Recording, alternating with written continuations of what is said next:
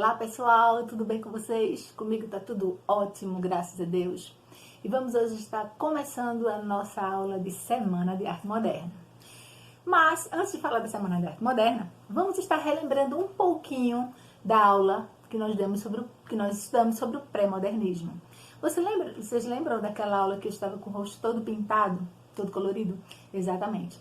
Ali nós aprendemos que os artistas pré-modernistas eram aqueles artistas que estavam meio que tentando encontrar uma identidade para os seus pensamentos, né? Eles não sabiam muito o que seguir, se continuavam no parnasianismo, se iam para o simbolismo, se seguiam o naturalismo, porque estava muito confuso na época. Além do contexto histórico muito conturbado naquele momento, eles também estavam meio que perdidos. Então é por isso que é uma fase de transição, até chegar no modernismo.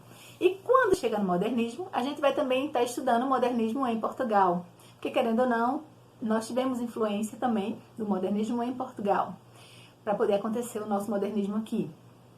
Mas isso seria uma outra aula, tá? Vamos para a primeira fase, já que o modernismo ele se classifica em 3 fases. Vamos estar dando sequência a essas aulas, a cada fase a gente trabalha uma aula, para o vídeo não ficar muito extenso, tá legal?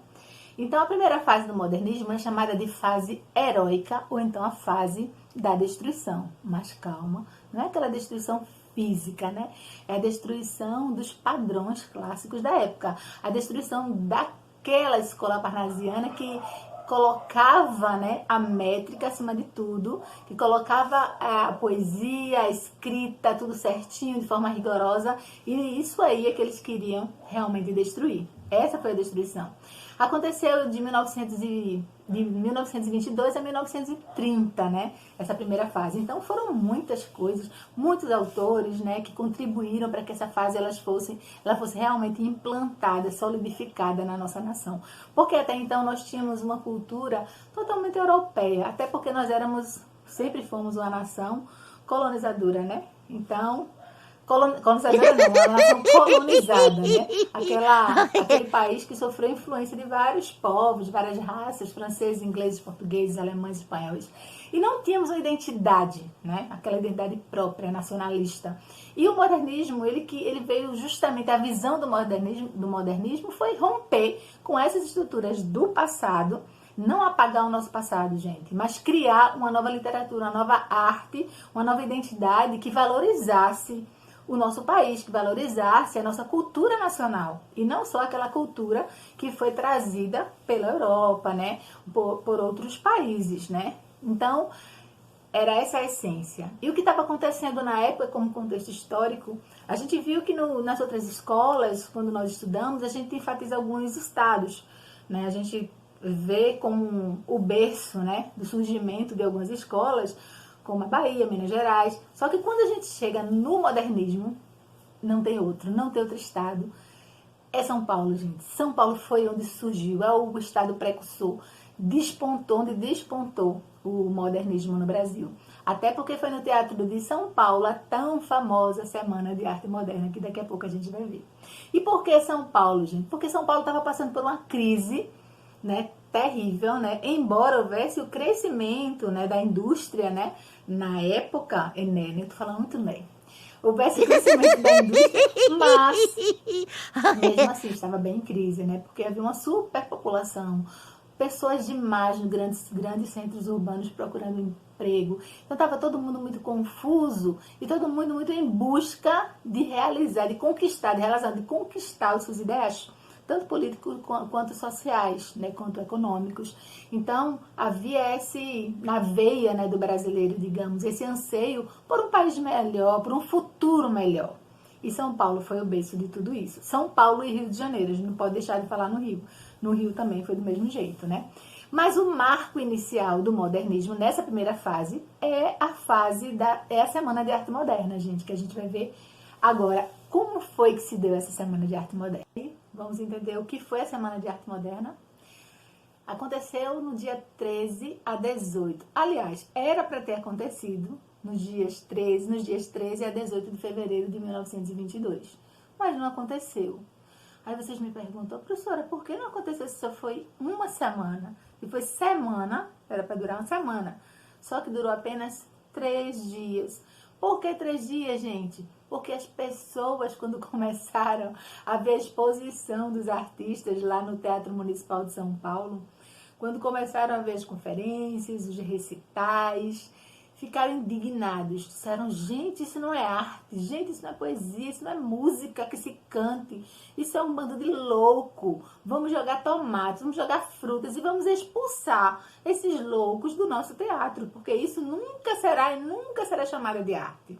Então a sociedade toda, né, paulistana, né, foi todo mundo praticamente contra essa Semana de Arte Moderna. Aí eu pergunto para vocês, foi uma frustração para os artistas? Não, pelo contrário, foi uma vitória. Porque o que eles queriam causar era tumulto mesmo, eles queriam mesmo causar turbulência. Eles queriam que as pessoas ficassem indignadas, revoltadas, né? Então, com todas aquelas exposições de pintores, de poesia, tudo, eles queriam mesmo causar essa revolta na população. Por quê? Porque era uma revolta, porque era uma literatura que era contra o parnasianismo, contra a métrica do parnasianismo, a métrica certinha, correta, contra os padrões tradicionais. E era isso que eles queriam causar, na verdade.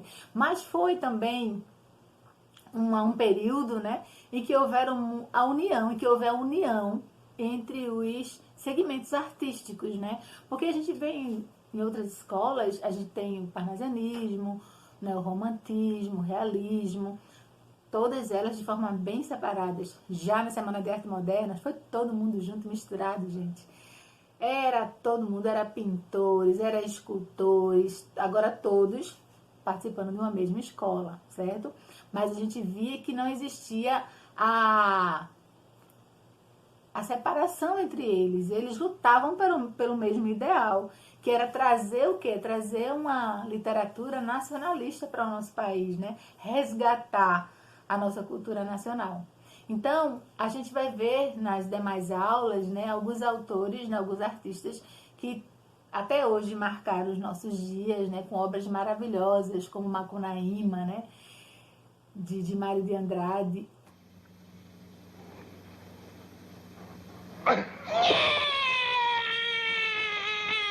Fala, menino! Ai, que preguiça. Como que trazia pra gente, né, o resgate da cultura popular, né, do folclore brasileiro, né, dessa mistura, dessa união, né, cultural, né, e isso até os dias de hoje. Então, a gente tem que falar nessa Semana de Arte Moderna e lembrar que teve os 5 nomes, né? 5 artistas que a gente chama de grupo dos 5. Os 5 que foram os alavancadores, né?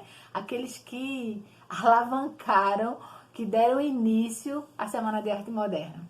Que foi Tarsila do Amaral, Anita Malfatti, Oswald de Andrade, Mário de Andrade e Menotti Del Pitta. Por hoje é só. Fique com Deus. Estude as características da Semana de Arte Moderna, do que foi a Semana de Arte Moderna, porque com certeza são questões que caem no Enem, tá bom? Fique com Deus. Amo vocês. Beijo no coração. Tchau.